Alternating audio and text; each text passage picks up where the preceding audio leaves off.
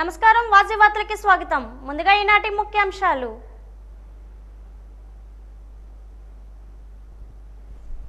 సార్వత్రిక ఎన్నికల నేపథ్యంలో అభ్యర్థుల స్క్రూటినీ ప్రక్రియ పూర్తి.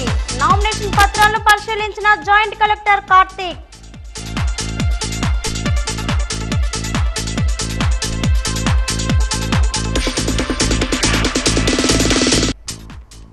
విజయనగరం నియోజకవర్గంలో వేడెక్కిన రాజకీయం. హుషారుగా సాగుతున్న కోలగట్ల ప్రచారం.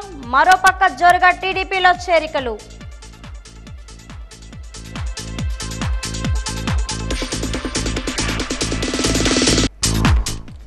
రసవత్తరంగా మారుతున్న చీపురుపల్లి రాజకీయం. చీపురుపల్లి నియోజకవర్గంపై వాజీ ప్రత్యేక కథనం.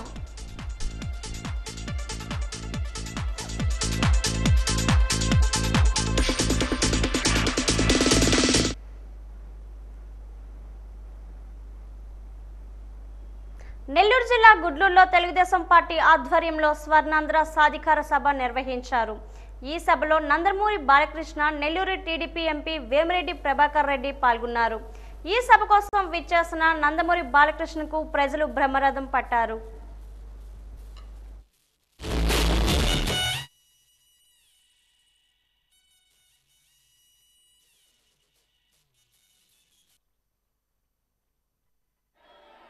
మైనారిటీల ఓట్లు కేవలం రాజకీయాలకి కాకుండా మీలో కూడా సామాజిక ఆర్థిక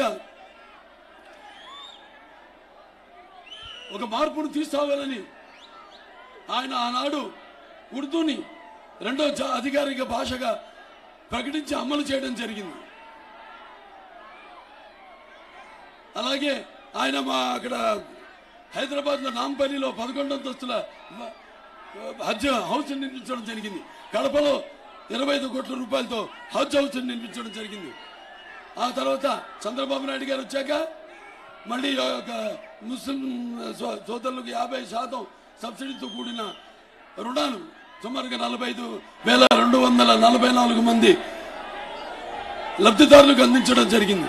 అలాగే ముస్లిం కుటుంబాల విద్యార్థుల విద్య వ్యాప్తి కోసం మరి ఆనాడు ఉర్దూ, ఇంగ్లీషు మీడియం గురుకుల పాఠశాలలు అయితేనేమి, లేకపోతే జూనియర్ కాలేజీలు అయితేనేమి, ఐఐటి అయితేనేమి, పాలిటెక్నిక్ కాలేజీలన్నీ కూడా స్థాపించింది మన తెలుగుదేశం ప్రభుత్వం చంద్రబాబు నాయుడు గారి హయాంలో. సార్వత్రిక ఎన్నికలు పూర్తయిన వెంటనే తెలుగుదేశం పార్టీ అధికారంలోకి వచ్చాక రాష్ట్రంలో మద్యం దుకాణాలు నియంత్రిస్తామని తెలుగుదేశం పార్టీ జాతీయ ప్రధాన కార్యదర్శి నారా లోకేష్ హామీ ఇచ్చారు. మంగళగిరి మండలం కృష్ణాయపాలెంలో నారా లోకేష్ ప్రచారంలో పాల్గొన్నారు. ఈ సందర్భంగా ఆయన మాట్లాడుతూ ఎస్సీలపైనే ఎస్సీ ఎస్టీ కేసులు పెట్టించారని, ఈ రాష్ట్రంలో కల్తీ మద్యం వల్ల ప్రజలు చాలా ఇబ్బందులు పడుతున్నారని, ఇప్పటికే వేల సంఖ్యలో ప్రాణాలు కోల్పోయారని అన్నారు.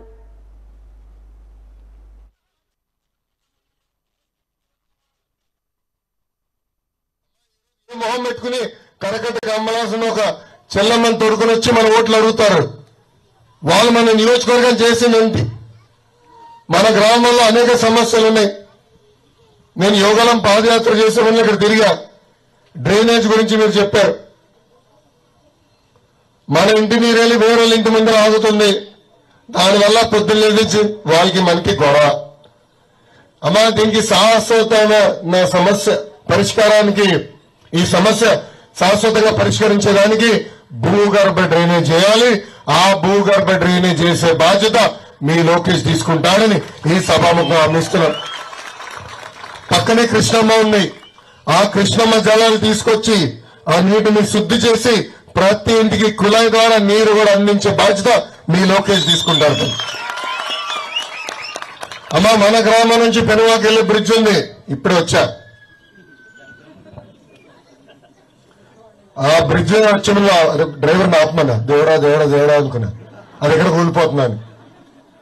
కనీసం రిపేర్ చేసే పరిస్థితులు లేదు ఈ ప్రభుత్వం. మరి రోడ్ ఎంత దారుణం ఉంది, గుంటలు పడిపోయినాయి. కనీసం ప్యాచ్ వర్క్ చేసే పరిస్థితులు లేదు. ఆ బ్రిడ్జ్ పనులు కూడా పూర్తి చేసే బాధ్యత మీ లోకేష్ తీసుకుంటారని నేను మీకు హామీస్తున్నా. ఎన్ని డ్రామాలాడినా ఏపీ సీఎం జగన్మోహన్ రెడ్డిని ఆంధ్రప్రదేశ్ ప్రజలు నమ్మరని టీడీపీ పొలిటీ బ్యూరో సభ్యులు వర్ల రామయ్య ఆగ్రహం వ్యక్తం చేశారు. ఈ రోజు ఎన్టీఆర్ భవన్లో ఏర్పాటు చేసిన విలేకరుల సమావేశంలో మాట్లాడుతూ జగన్ తను మోసపు మాటలతో ఓట్లు దండుకోవాలని చూస్తున్నారని ఆరోపించారు.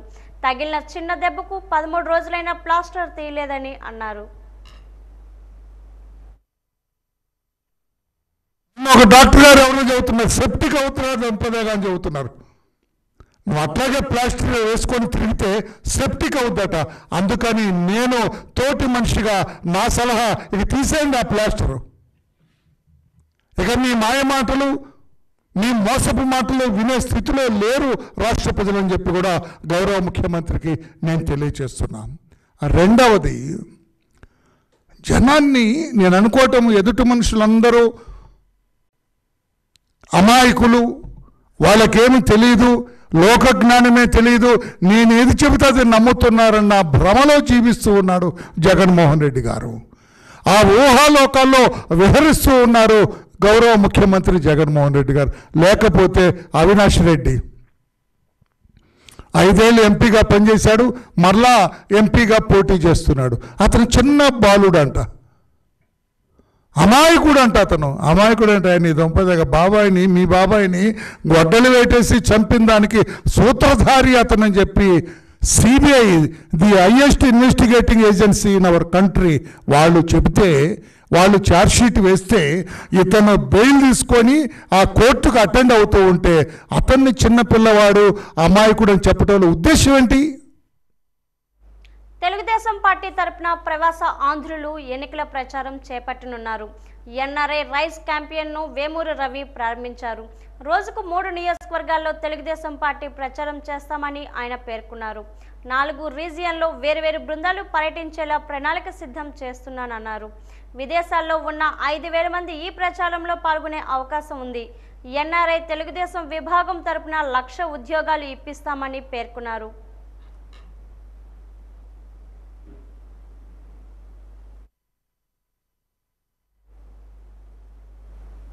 విజయనగరం నియోజకవర్గ పరిధిలోని నామినేషన్ ప్రక్రియ నిన్నటితో ముగిసింది. ఈ రోజు స్క్రూటినీ ప్రక్రియ జాయింట్ కలెక్టర్ రిటర్నింగ్ అధికారి కె కార్తీక్ నిర్వహించారు. నామినేషన్ పత్రాలు పరిశీలన చేసిన అనంతరం విజయనగరం తెలుగుదేశం, జనసేన, భారతీయ జనతా పార్టీ కూటమి అభ్యర్థి పుష్పాటి అదితి గజత్రాజు వాజీ న్యూస్తో మాట్లాడారు.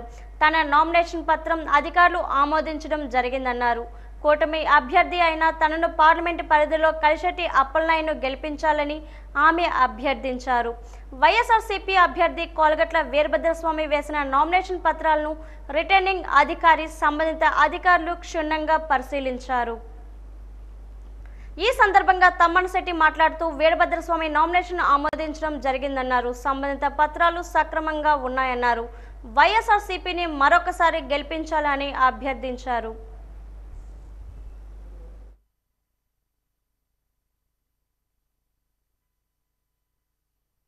ఎన్నికల్లో భాగంగా ఈరోజు ముఖ్య ఘట్టం నామినేషన్ స్క్రూటినీ.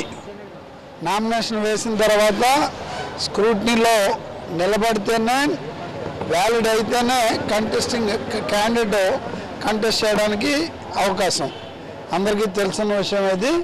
ఈరోజు ఆ ముఖ్య ఘట్టం ఇంకా అవుతూ ఉంది. లోపల మా వరకు మా నామినేషను కోలగట్ల వీరభద్రస్వామి వైఎస్ఆర్ కాంగ్రెస్ పార్టీ తరఫున విజయనగరం అసెంబ్లీ నియోజకవర్గం నుంచి కోలగట్ల వీరభద్రస్వామి నామినేషను యాక్సెప్ట్ చేశారు ఆర్ఓ గారు. ఈ రాబోయే ఎన్నికల్లో ఫ్యాన్ గుర్తుకు ఓటేసి మీకు 2 ఓట్లు ఇస్తారు.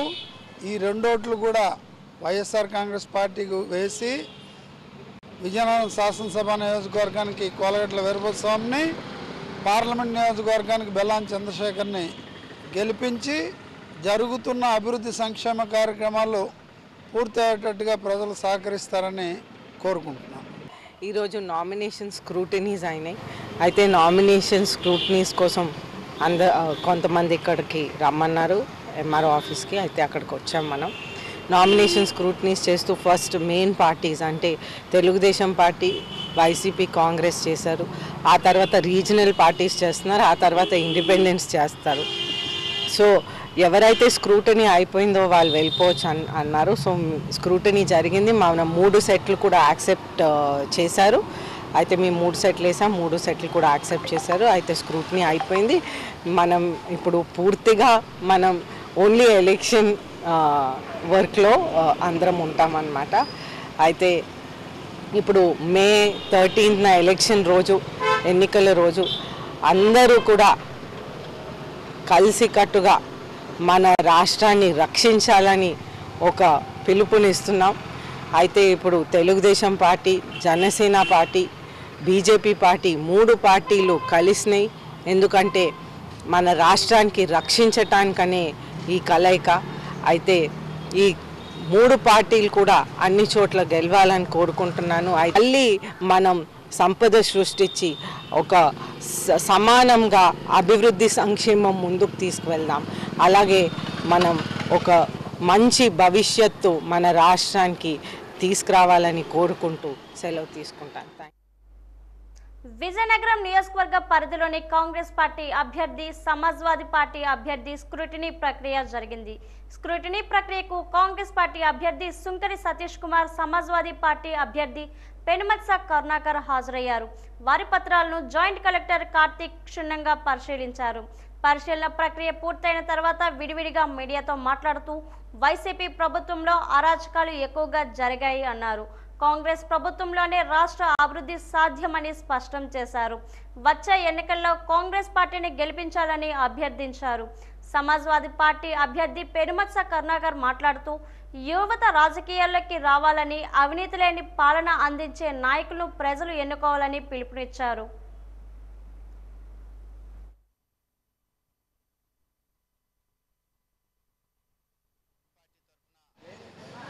ఈ ఎలక్షన్లో అసెంబ్లీ నియోజకవర్గ అభ్యర్థిగా పోటీ చేస్తున్నాను. గౌరవ ఆర్ఓ గారు, జాయింట్ కలెక్టర్ గారు నా యొక్క నామినేషన్ని షూట్ని చేయడం జరిగింది. 3 సెట్స్ వేశాను. 3 సెట్ను పరిగణలో తీసుకొని యాక్సెప్ట్ చేయడం జరిగింది. యువకులు రాజకీయాల్లోకి రావాలి, స్వచ్ఛంగా రావాలి, ఓటుకు నోటు ఇవ్వకుండా మార్చాలి అనే నినాదంతో సమాజ్వాదీ పార్టీ తరఫున పోటీ చేయడం జరుగుతుంది. కొత్త వారికి అవకాశం ఇవ్వండి, ఎందుకంటే కొత్త ఆలోచనలతో ముందుకు వస్తారు. కొత్త నడకతో కొంతమందికి నడక నేర్పిస్తారు. ఎందుకంటే చాలామంది రాజకీయ నాయకులను చూశారు, వాళ్ళు కులం, బలం, ధనంతోనే వెళ్తున్నారు. కానీ యువకులకి స్వచ్ఛంగా ఏ రాజకీయ పార్టీ కూడా ఇంతవరకు యువకులు రావాలి, పేదవాళ్ళు రావాలి, సామాన్యులు రావాలి, చదువుకున్న రావాలి, విద్యార్థులు రావాలనే ఉద్దేశం ఎవ్వరికీ లేదు. మాటలు చెప్తారు. కానీ సమాజ్వాదీ పార్టీ ఆంధ్రప్రదేశ్లో యువకులకి స్వచ్ఛంగా రాజకీయాలు నేర్పబోతుంది. నా ద్వారా నేను ముందుకు తీసుకెళ్ళబోతున్నాను. ప్రతి ఇంటికి వెళ్తాను, ప్రతి వార్డుకి వెళ్తాను, గడప గడపకి వెళ్తాను. గడప గడపకి వెళ్ళి యువకుల్ని చైతన్యపరిచి, ఓటర్ని చైతన్యపరిచి ఈ యొక్క విజయనగరం శాసనసభ నియోజకవర్గ అభ్యర్థిగా నా వంతు కృషి చేసి ఎన్నికల్లో బలం తీసుకొచ్చి నా పార్టీకి నేను ఎమ్మెల్యేగా గెలుస్తానని నేను హామీ ఇస్తున్నాను. రాష్ట్రం విడిపోయిన తర్వాత చంద్రబాబు నాయుడు గారు నాకు అవకాశం ఇస్తే ఈ రాష్ట్రాన్ని స్వర్ణాంధ్రప్రదేశ్ చేసేస్తాను, ఈ రాష్ట్రాన్ని ఎక్కడికో తీసుకెళ్ళిపోతానని మాయ మాటలు చెప్పడం వల్ల ఆ రోజు ప్రజలందరూ కూడా నమ్మి ఓట్లేసి గెలిపిస్తే వాళ్ళ యొక్క స్వార్థ రాజకీయాల కోసం, కుటుంబ పాలన కోసం ఈ రాష్ట్ర ప్రజానికాన్ని అందరినీ కూడా తాకట్టు పెట్టే పరిస్థితి మనం స్పష్టంగా చూసాం. అదేవిధంగా నెక్స్ట్ 5 years వైఎస్ఆర్సీపీ నాయకులు జగన్మోహన్ రెడ్డి గారు ఒక అవకాశం ఇవ్వండి, మళ్ళీ రాజన్న ప్రభుత్వాన్ని చూపిస్తాను, రాజశేఖర రెడ్డి గారి అభివృద్ధి సంక్షేమాలన్నీ కూడా మీకు అందిస్తాను అని మాయమాటలు చెప్పి అధికారంలో రావడం జరిగింది. ఈ 2 పార్టీలు చేసినటువంటి ప్రజలకు చేసినటువంటి అభివృద్ధి సంక్షేమం కన్నా వాళ్ళని హింసించి వాళ్ళ యొక్క పరిస్థితులు ఇంకా దిగజారే పరిస్థితిగా చేసిన పరిస్థితి మనం స్పష్టంగా చూస్తున్నాం. నగరంలోని 46వ డివిజన్ కేఎల్పురం ప్రాంతంలో నిర్వహించిన ఎన్నికల ప్రచారంలో డిప్యూటీ స్పీకర్ కోలగట్ల వీరభద్రస్వామి పాల్గొన్నారు. ఇంటింటికి వెళ్లి రానున్న ఎన్నికల్లో తనను గెలిపించాలని కోరారు. ఆయన కుమార్తె డాక్టర్ సంధ్య, అల్లుడు డాక్టర్ నాగాభిషేక్ ఎన్నికల ప్రచారంలో పాల్గొని ప్రత్యేక ఆకర్షణగా నిలిచారు. అమెరికా నుండి నగరానికి వచ్చిన పలువురు కోలగట్ల గెలుపుకు కాంక్షిస్తూ ఇంటింటి ప్రచారాన్ని నిర్వహించారు. ఆయనకు మేళ తాళాలతో, డప్పు వాయిద్యాలతో స్వాగతం పలికారు. పూలమాలలు వేసి తమ సంతోషాన్ని వ్యక్తం చేశారు. ఈ సందర్భంగా స్థానిక కార్పొరేటర్ తాళపూడి సంతోష్ కుమారి, డివిజన్ అధ్యక్షుడు రమణమూర్తి మాట్లాడుతూ ఎన్నో ఏళ్లుగా నిర్లక్ష్యానికి గురైన నగరానికి కోలగట్ల వీరభద్రస్వామి అభివృద్ధి ప్రదాతగా నిలిచారన్నారు. 5 ఏళ్లుగా అనునిత్యం ప్రజల మధ్యనే ఉంటూ వారి అవసరాలను తీరుస్తూ నగరాన్ని అభివృద్ధి చేస్తున్నామన్నారు. రాష్ట్రంలో ముఖ్యమంత్రి వైఎస్ జగన్మోహన్ రెడ్డి సంక్షేమ పాలన సాగిస్తే నగరంలో కోలగట్ల వీరభద్రస్వామి అభివృద్ధి పరంగా దూసుకువెళ్లారన్నారు. ఈ కార్యక్రమంలో మేయర్ విజయలక్ష్మి, జోనల్ ఇన్ఛార్జ్ తమ్ము తదితరులు పాల్గొన్నారు. సంవత్సరాల నుంచి కూడా ప్రజలు త్రాగునీటికి కానీ ఇంట్లో వాడుకోవడం కానీ నీటికి ఎంతో ఇబ్బంది పడుతున్న పరిస్థితుల్లో వీధుల్లో ట్యాంకులు కూడా వాటర్ సరిపోని పరిస్థితుల్లో ట్యాంకులు పంపించడమే కాకుండా మొన్న రీసెంట్గా జనవరిలో కొత్తగా ట్యాంక్ కన్స్ట్రక్షన్ చేసి దాన్ని ఓపెన్ చేసి చాలా వరకు కూడా ఇంటింటికి పైప్ లైన్లు అని కూడా వేయడం జరిగింది. కొంత వర్క్ అనేది పెండింగ్లో ఉందని ఎలక్షన్ కూడా రావడం వలన కొన్ని సమస్యల వలన కొంతవరకు పైప్ లైన్లు ఆపాము. కానీ అది కూడా రేపు ఎలక్షన్ కూడా అయిపోయిన వెంటనే కూడా ఇంటింటికి పైప్ లైన్లు అనేవి వేసి మొత్తం ప్రతి ఒక్కరికి కూడా నీటి సమస్య లేకుండా చేస్తామని ఈ రకంగా హామీ ఇస్తున్నాం. అదేవిధంగా చూసుకున్నట్లయితే ప్రజలందరూ కూడా ప్రైవేట్ హాస్పిటల్కి వెళ్ళడానికి ఇబ్బంది పడుతున్న ఉద్దేశంతో మన డివిజన్ పరిధిలో ఒక హాస్పిటల్ ఉండాలని ముఖ్య ఉద్దేశంతో మన కొండ దగ్గర కేల్పురంలో 1 కోటి రూపాయలు వెచ్చించి గవర్నమెంట్ హాస్పిటల్ని కూడా కట్టడం జరిగింది. దాన్ని కూడా ఓపెన్ చేసాము. చాలా మంది ప్రజలు దాన్ని కూడా ఉపయోగించుకొని వారందరూ కూడా ఆరోగ్యపరంగా లబ్ధి పొందుతున్నారు. ఈ విధంగా చాలా వరకు రోడ్లు, కాలువలు ప్రతిదీ కూడా ఇప్పటికే చాలా వరకు అభివృద్ధి చేస్తున్నాం. మళ్ళీ కేల్పురం ప్రజలందరూ కూడా మరొకసారి అవకాశం ఇచ్చినట్లయితే కేల్పురంలోని చెప్పుకోవడానికి కానీ ఏ సమస్య కూడా లేకుండా స్థానిక శాసనసభ్యులు అభివృద్ధి చేస్తారని తెలియజేసుకుంటూ ఈరోజు ఎన్నికల సందర్భంగా కాకుండా ప్రతిరోజు ప్రజల మధ్య తిరుగుతూ ప్రజా సమస్యలు కనుక్కొని అభివృద్ధికి ఎంతో విధంగా పాటుపడ్డారు. జగనన్న చెప్పినట్టు ఏ రోజు కూడా మాట తప్పం మడం తిప్పమన్నట్టుగా ఆయన అడుగుజాడల్లో నడుస్తూ ఆయన ఇచ్చిన హామీలన్నీ ప్రతి ఒక్క 45 డివిజన్లో కాదు మొత్తం నియోజకవర్గం అంతా తిరిగి ప్రతి సమస్యను పూర్తిగా పరిష్కారం చేశారు. అలాగే మళ్ళీ ఆయన మంచి మెజార్టీతో గెలిపించుకొని ఉన్న సమస్యలు కొన్ని ఉన్నాయి, ఇంచుమించు 70% సమస్యలు ఆయన నియోజకవర్గంలో పూర్తి చేశారు. మిగతా 30% సమస్యలు కూడా ఆయన పూర్తి చేస్తారని నమ్మకంతో మనందరికీ హామీ ఇస్తున్నారు. ఆ నమ్మకాన్ని మనం నిలబెట్టి ఆయన మంచి మెజార్టీతో గెలిపించి మళ్ళీ గెలిపించుకున్నట్లయితే విజయనగరం మరికొంత అభివృద్ధి చెంది ఇంతకుముందు ఈ పెద్ద పల్లెటూరుని ఒక మహానగరంగా తీర్చిదిద్దారు. అటువంటి మాటలన్నీ తుడిచిపెట్టి ఆయన అభివృద్ధిని ఆలోచించి అంత చూసి మనం అంతా ఓటేసి గెలిపి చీపురుపల్లిలో ఎన్నికల వేడి సెగ పుట్టిస్తుంది. ప్రధాన అభ్యర్థులు ఎవరో లెక్క తేలిపోయింది. వైఎస్ఆర్ పార్టీ నుంచి బొత్స సత్యనారాయణ, తెలుగుదేశం, జనసేన, బీజేపీ ఉమ్మడి కూటమి అభ్యర్థిగా కిమిడి కళా వెంకట్రావుల మధ్య రసవత్రంగా పోరాటం జరగనుంది. ఈ నేపథ్యంలో వాజీ ఛానల్ అందిస్తున్న ప్రత్యేక కథనం. తెలుగుదేశం పార్టీ ఆవిర్భావం తర్వాత చీపురుపల్లిలో 9 సార్లు అసెంబ్లీకి ఎన్నికలు జరగగా 6 సార్లు తెలుగుదేశం పార్టీయే విజయబావుట ఎగురవేసింది. 2 సార్లు కాంగ్రెస్ పార్టీ, 1 సారి వైఎస్ఆర్ పార్టీ విజయం సాధించింది. 2004లో చీపురుపల్లి రాజకీయాల్లో బొత్స సత్యనారాయణ అడుగుపెట్టిన తర్వాత అక్కడ రాజకీయ ముఖ చిత్రం మారిపోయింది. బొత్స భారీ పరిశ్రమలు, రవాణా, మార్కెటింగ్, హౌసింగ్, మున్సిపల్, విద్యాశాఖలకు మంత్రిగా సేవలందించారు. 1999లో బొబ్బిలి ఎంపీగా విజయం సాధించిన తర్వాత 2004 ఎన్నికల నాటికి బొత్స దృష్టి చీపురుపల్లి వైపు మళ్లింది. 2004 ఎన్నికల్లో కాంగ్రెస్ పార్టీ నుంచి పోటీ చేసిన బొత్స గద్దె బాబురావుపై విజయం సాధించారు. అప్పటి నుంచి చీపురుపల్లి నియోజకవర్గం మీద గట్టి పట్టు సాధించారు. 2009 ఎన్నికల్లో మరోసారి గద్దె బాబురావుపై కాంగ్రెస్ పార్టీ అభ్యర్థిగా పోటీ చేసి బొత్స సత్యనారాయణ గెలిచారు. 2014 ఎన్నికల్లో మాత్రం టీడీపీ అభ్యర్థి కిమిడి మృణాలిని చేతిలో 20,000కు పైగా ఓట్ల తేడాతో బొత్స ఓడిపోయారు. 2019 ఎన్నికల నాటికి వైఎస్ఆర్ పార్టీ నుంచి పోటీ చేసిన బొత్స సత్యనారాయణ తెలుగుదేశం పార్టీ అభ్యర్థి కిమిడి నాగార్జున మీద 26,000కు పైగా ఓట్ల మెజారిటీతో విజయం సాధించి తన సత్తా మరోసారి చూపించారు. సమకాలీన రాజకీయాల్లో చాణక్యుడిగా పేరుగాంచిన సత్యబాబు తనదైన శైలిలో రాజకీయం చేస్తుంటారు. తాజాగా జరిగిన సిద్ధం సభలో ఏపీ సీఎం జగన్ బొత్సను పరిచయం చేసినప్పుడు మునిపెన్నడూ లేని విధంగా భావోద్వేగానికి గురయ్యారు. ప్రస్తుతం చీపురుపల్లి విషయానికి వస్తే చీపురుపల్లి ఆర్ఈసీఎస్ పరిధిలో 59 మంది విద్యుత్ సహాయకులు నియమించగా అందులో అవినీతి అక్రమాలు జరిగాయని సాక్షాత్తు ఆ పార్టీకి చెందిన ఎంపీ బెల్లాన చంద్రశేఖర్ చేసిన ఆరోపణలు ఉన్నాయి. దీనిపై ఏపీఈపీడీసీఎల్ విజిలెన్స్ అధికారులు సైతం విచారణ చేపట్టారు. రెస్కో విలీనం పూర్తిగా జరగకపోవడంతో ఖాళీ పోస్టులు భర్తీ కావటం లేదు. ఇంకా 70 ఏళ్లు దాటిన కళా వెంకట్రావు తెలుగుదేశం పార్టీ కురువృద్ధులుగా చెప్పుకోవచ్చు. రేగిడి గ్రామానికి చెందిన కళా వెంకట్రావు ఉణుకూరు నియోజకవర్గంలో మొకటం లేని చక్రవర్తిగా ఎదిగారు. 1983లో ఉణుకూరు నియోజకవర్గం నుంచి పోటీ చేసిన కళా వెంకట్రావు పాలవలస రాజశేఖరంపై గెలిచి తొలిసారి అసెంబ్లీలో అడుగుపెట్టారు.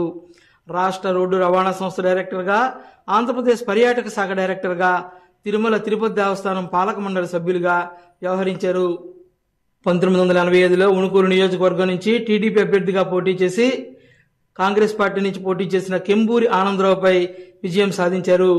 ఎన్టీఆర్ ముఖ్యమంత్రిగా ఉన్న కేబినెట్లో 2.5 సంవత్సరాల పాటు పురపాలక శాఖ మంత్రులుగాను, ఆ తర్వాత వాణిజ్య పన్నుల శాఖ మంత్రులుగాను పనిచేశారు. 1988లో రాష్ట్ర హోంమంత్రిగా చేశారు. 1989లో పాలవలస రాజశేఖరంపై మరోమారు విజయం సాధించారు. 1989లో తిరుమల తిరుపతి దేవస్థానం బోర్డు చైర్మన్గా సేవలు అందించారు. 1994లో మరోమారు పోటీ చేసిన రాజశేఖరం చేతిలో ఓటమి పాలయ్యారు. 1998లో రాజ్యసభకు ఎన్నికయ్యారు. 2004 ఎన్నికల్లో పాలవలస రాజశేఖరం మీద మరోమారు విజయం సాధించారు. 2009 ఎన్నికల్లో హెచ్ఎల్ నుంచి ప్రజారాజ్యం పార్టీగా పోటీ చేసి ఓటమి పాలై గుణపాఠాన్ని నేర్చుకున్న కళా వెంకట్రావు తిరిగి తెలుగుదేశం పార్టీలోకి వచ్చి 2014 ఎన్నికల్లో హెచ్ఎల్ నుంచి పోటీ చేసి వైఎస్ఆర్ పార్టీ అభ్యర్థి గొర్లె కిరణ్ కుమార్పై విజయం సాధించారు. 2014లో జరిగిన ఎన్నికల్లో రాష్ట్ర ఎన్నికల కమిటీ అధ్యక్షులుగా, ఇంధన శాఖ మంత్రిగా సేవలు అందించారు. 2015 నుంచి 2021 వరకు తెలుగుదేశం పార్టీ రాష్ట్ర అధ్యక్షుడిగా కూడా వ్యవహరించారు. 2019 ఎన్నికల్లో హెచ్ఎల్ నుంచి పోటీ చేసిన వెంకట్రావు వైఎస్ఆర్ పార్టీ అభ్యర్థి గొర్లె కిరణ్ కుమార్ చేతిలో ఓటమి పాలయ్యారు. ఇప్పుడు తొలిసారి చీపురుపల్లి నుంచి పోటీ చేస్తున్న కళా వెంకట్రావుకు ప్రస్తుతం అక్కడ పార్టీ కార్యకర్తలు, నాయకుల మద్దతు బాగా లభిస్తోంది.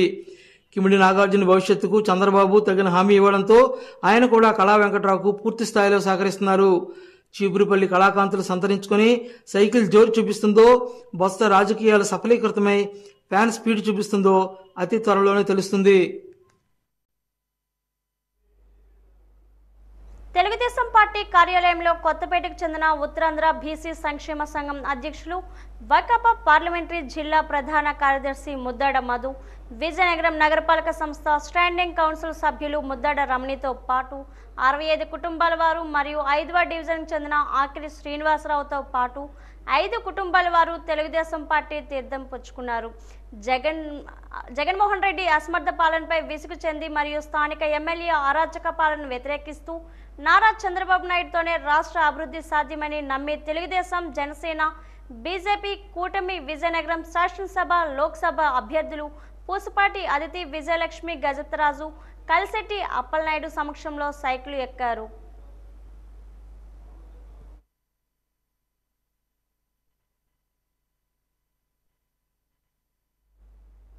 భారతదేశంలో అధిక సంఖ్యలో పిల్లలు ఉన్నారు.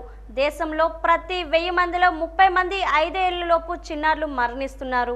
5 ఏళ్లలోపు మరణాల్లో సింహభాగం వ్యాక్సిన్ల ద్వారా నివారించగల అంటువ్యాధుల వల్ల సంభవిస్తుంది.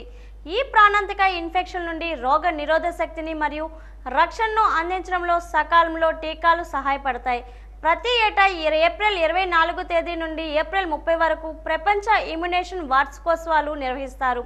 ఈ నేపథ్యంలో వాజీ ఛానల్ అందిస్తున్న ప్రత్యేక కథనం.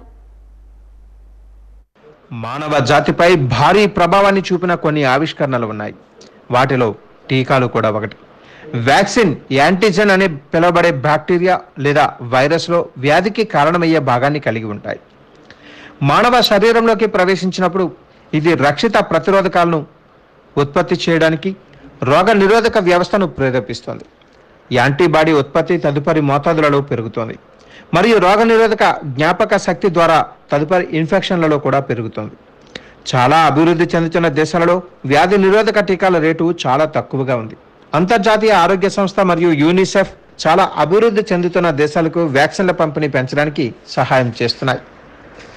భారతదేశంలో క్షయ, polio, hepatitis B, diphtheria, pertussis, ధనుర్వాతం, ఇన్ఫ్లుయెంజా, మిజల్స్, గవదబిల్లలు వంటి ఇన్ఫెక్షన్లకు కారణమయ్యే చాలా ప్రధాన వ్యాధులు జాతీయ ఇమ్యునైజేషన్ షెడ్యూల్లో ఉంటాయి.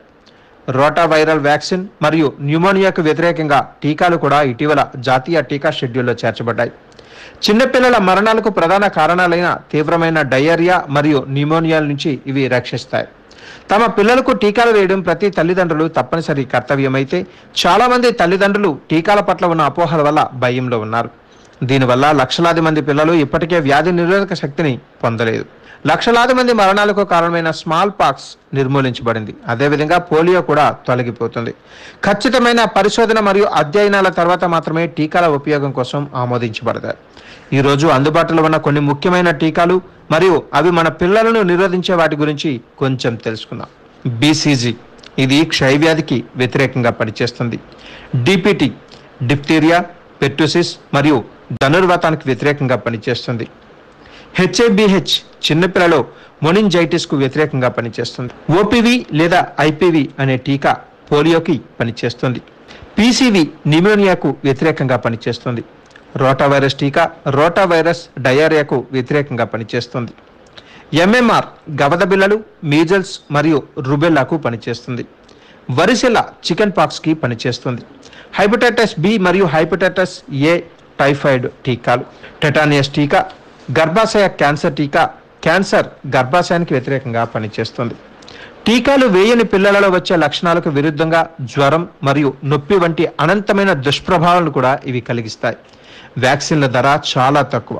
టీకాలు వేసిన తర్వాత బిడ్డ చాలా కాలం పాటు రోగ నిరోధక శక్తిని పొందుతుంది. వ్యాధి తీవ్రత కూడా తక్కువగా ఉంటుంది. ఇది ఆసుపత్రిలో చేరే ఇబ్బందులను తగ్గించడంలో సహాయపడుతుంది. టీకాలు ప్రజలను ఆరోగ్యంగా ఉంచడంలో సహాయపడ్డాయి.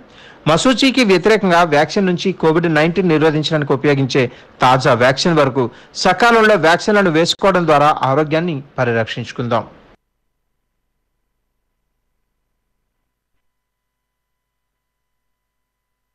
శ్రీ పైడితల్లి అమ్మవారు దేవర మహోత్సవం మే 21న ఘనంగా నిర్వహించేందుకు ఏర్పాట్లు చేస్తున్నామని ఆలయ కార్యనిర్వహణ అధికారి పేర్కొన్నారు.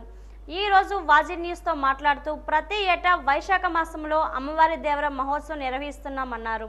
మే 20న సోమవారం సాయంత్రం 4 గంటల నుంచి వనంగుడి వద్ద అమ్మవారి ఉత్సవ విగ్రహానికి స్వప్న కార్యక్రమాలు నిర్వహిస్తానన్నారు. అనంతరం అమ్మవారిని అలంకరణ చేసి ఆలయం చుట్టూ 3 సార్లు పూజారి ఉత్సవ విగ్రహంతో ప్రదక్షిణలు చేస్తారన్నారు. అక్కడి నుంచి అమ్మవారిని ఉత్సవ రథంపై ఆసీనులు చేసి వనంగుడి నుంచి హుక్కుంపేట ఉన్న పూజారి ఇంటి వద్ద ఉన్న చదురుగుడి వద్దకు రాత్రి 7 గంటల ప్రాంతంలో తీసుకువెళ్తారు. అప్పటి నుంచి సిరిమానోత్సవం వరకు అక్కడే ఉంటారని చెప్పారు.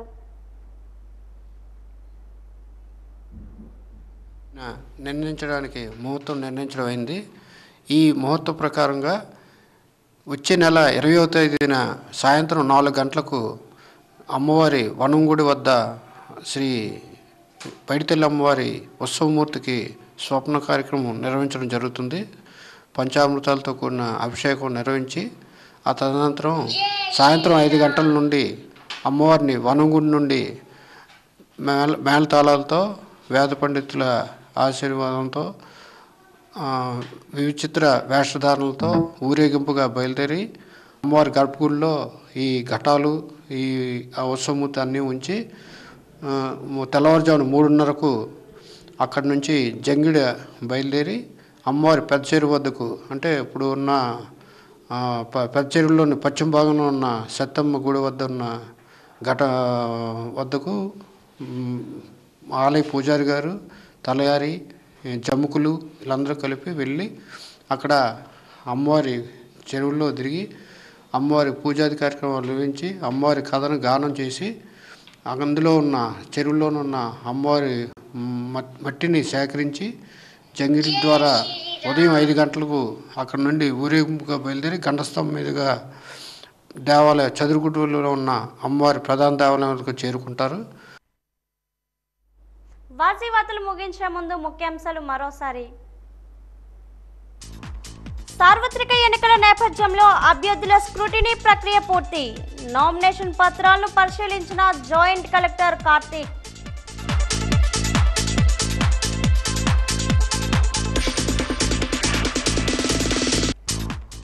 విజయనగరం నియోజకవర్గంలో వేడెక్కిన రాజకీయం. హుషారుగా సాగుతున్న కోలగట్ల ప్రచారం. మరోపక్క జోరుగా టీడీపీలో చేరికలు.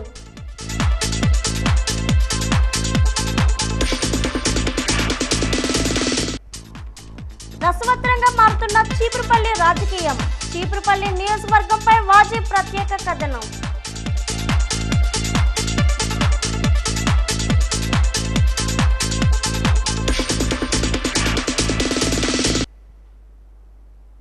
వాజీ వార్తలు ఇంతతో సమాప్తం. నమస్కారం.